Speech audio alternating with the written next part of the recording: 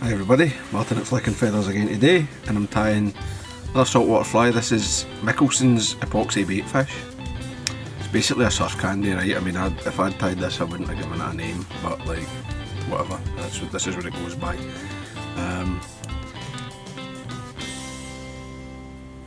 But just a slightly different set of tying steps that I'll go through.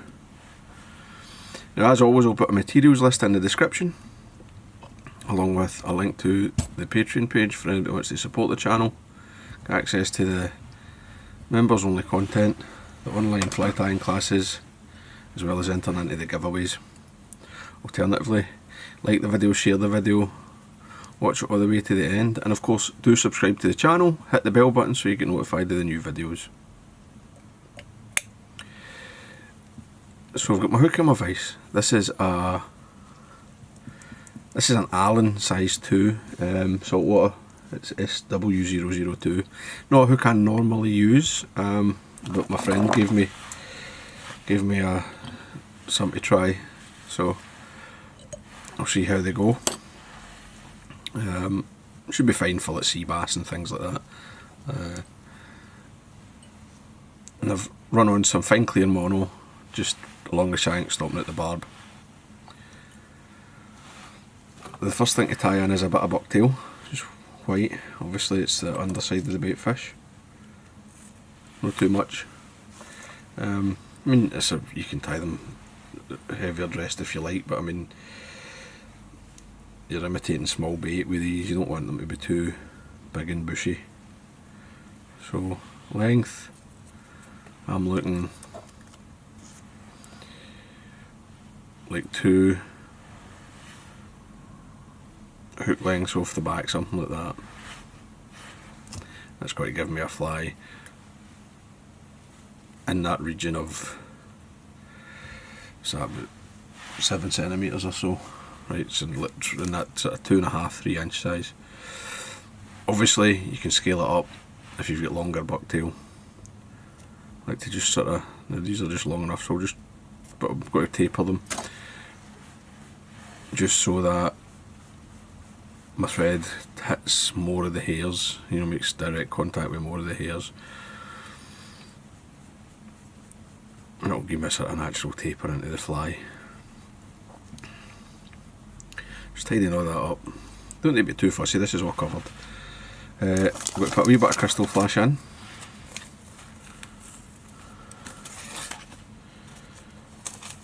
I've got there's 3 strands, something like that.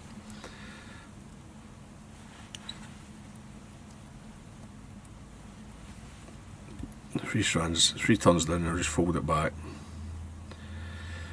Now, the next thing's a rib, right, and this is, I'm not really keen on this type of surf candy. I think that I'm only tying this because somebody asked me to tie them. I much prefer, as I said in the surf candy video, to like sculpt the shape of the baitfish. Also, I think like using a translucent material like super hair or something like that is much better on these wee flies for imitating the bait. Now I've got a length of Flashabou, just tied it in on my side. You can, because I'm going to wind it the opposite direction. If I want to tie it the same way as everything else, then what we'll do is I would tie it on the other side. That lets me get my turn of wrap, my turn of rib in before it touches the back. That's not bad. So I'm going to get some silver braid, tie it in at the front. We'll do 2 layers, and this, I suppose, it gives you a nice sort of gut sack type thing, or a belly, you know, it's opaque. I'm just going to come down, watch that hook point. I'm going to hit the tail, come back. I'm not going to let them overlap at first when I'm coming forward, then I'll tighten them up. Just get that shape there, and you can see there sometimes you get a wee odd bump in the braid, but don't worry about that. A couple of turns, it's fine. Trim that away.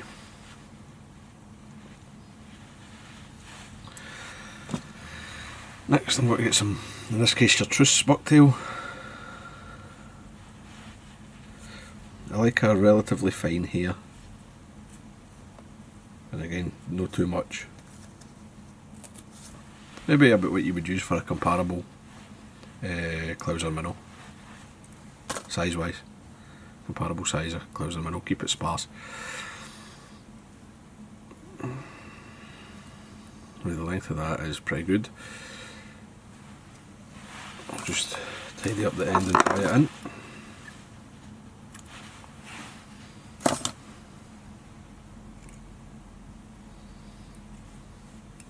Come to the front, come back into the cut ends, keep it right on top. So basically, I mean, if you know your history, this is essentially, it looks like a Brooks blonde, right?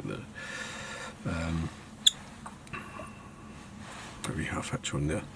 But what I'm going to do now to drop the back is I'm going to take this Flashabou, bring it over the top, and you might need to pull at the bucktail to get it to sit how you like. But that's alright, that's no problem, right? Just get a wee adjustment.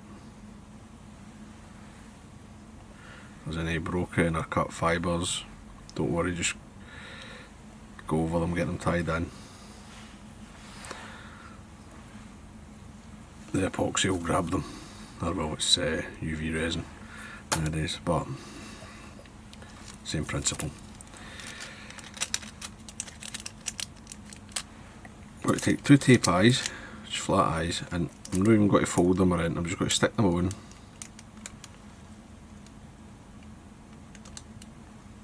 Right at the front there. Another one. For your side.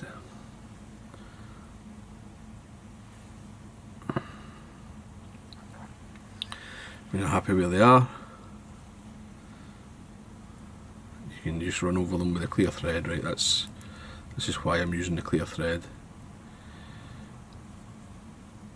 If they fight you, you can just push them back, nothing's permanent. Just make sure you've got an eye on either side, and don't worry if you see when you tie them in, right, it looks like they're, before you put the resin on, or epoxy if you still use epoxy, it looks like they're kind of really small and no noticeable because they're rolled slightly, but actually when you put the resin on, the sort of lens effect to the resin just makes them appear like the full size of the eye. Now, for a gilt accent you can use pen or whatever, or you can put a wee bit of crystal flash in, but I just use the fluorescent red. This is golf I'm using, but any of these coloured resins is fine. Just a wee amount. All wants that wee suggestion. I've managed to get some on the top there somehow, but just wipe it away, it doesn't matter.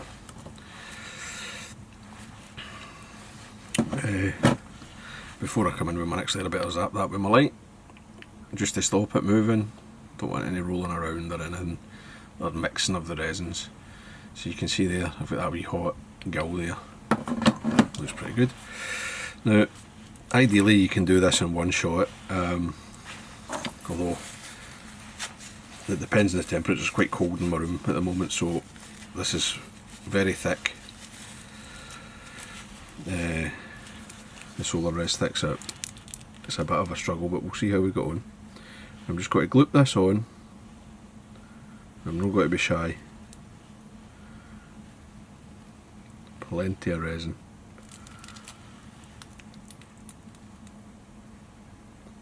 And the beauty of the thick resin is it levels, right? It just levels itself nice and easy, and you've got plenty of time. You don't need to worry about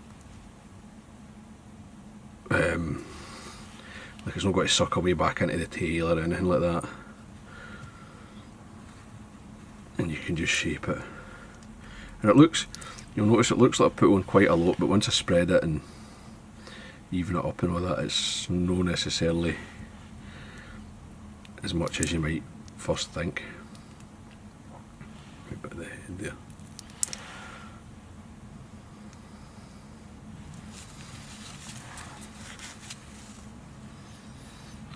cap on. Then this is easy, right? You just come in with your needle, make sure you're right up to the eye, and that you've covered everything, no gaps. Make sure it's pressed into that bucktail, and you can sort of, you'll squeeze the bucktail or pull on the bucktail when you set the light at first, just to stop it flaring or take any flare out of it, right? You don't have any flare in it. You don't want a sort of hourglass shaped baitfish, right? Because there's nothing that's swimming about that's that shape that we're trying to imitate.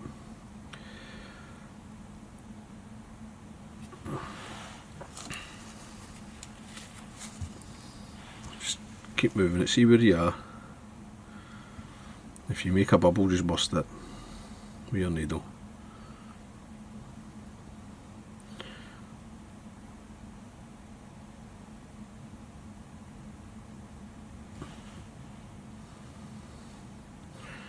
And what you're looking for when you want it even, you're basically going for a sort of cylinder with a rounded front.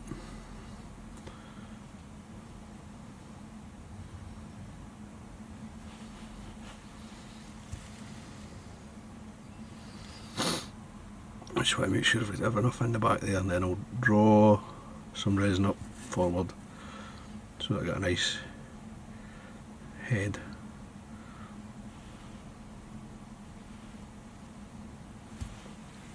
I don't see there, I've got a big deep drip there that I don't really like.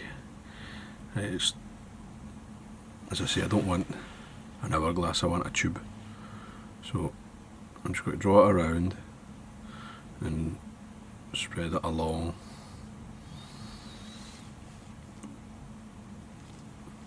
And I quite like the shape I've got, I think, or the distribution that I've got. So I'm going to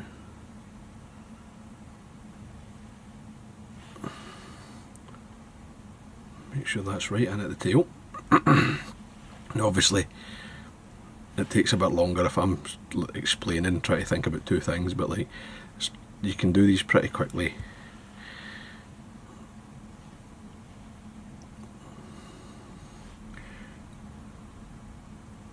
Once you get used to them.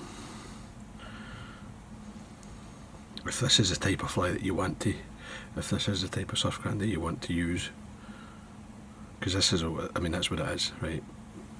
I don't know if this came before the surf candy, but I don't think it did. Which is why I was saying earlier, I don't think it really warrants its own name.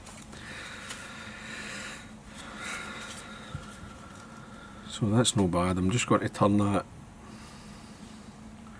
You bump there, I'd just take that, move that along.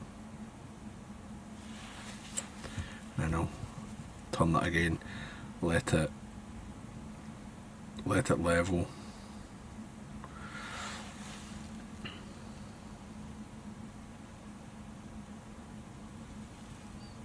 A wee bit more right up at the hook eye would be nice. Again, if you don't want to be this fussy, if you were that's up to you. I just like to get plenty at the eyes.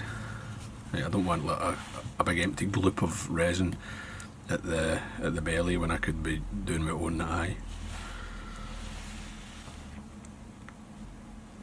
And just use your vice, right? Like, I know that like front to back I've got enough, so I'm just letting the gravity work to get me my shape. I know I've got more on this side, my side, than on yours. So we drag to the belly, right, and then a wee bit more, and just distribute some on my side. And that's what you need. I mean, you need to just keep, you just work at it, you know. Don't be,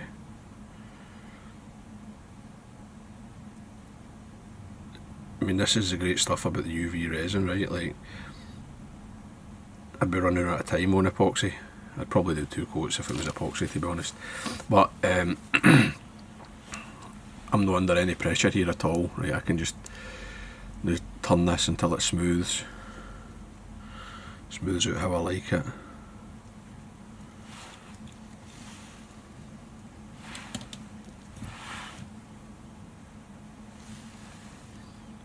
pop a bubble,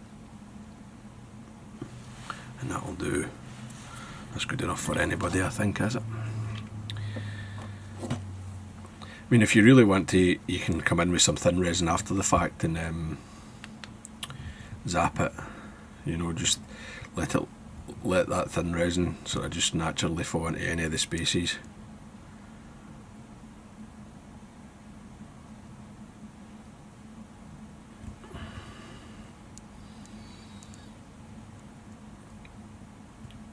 Or if there's any low spots, but I'm happy with that as it is. So there you go, that's it. Mikkelson's Epoxy Baitfish. It's a surf candy, it's a deer hair surf candy, Bucktail surf candy. Catches fish, I mean, it's not a bad wee sand deal, but as I say, I prefer the super hair for my own flies. But I hope you enjoyed that, I hope it was useful. If you did, remember to give me a thumbs up below, and I'll see you for another one. Tight lines, guys, bye.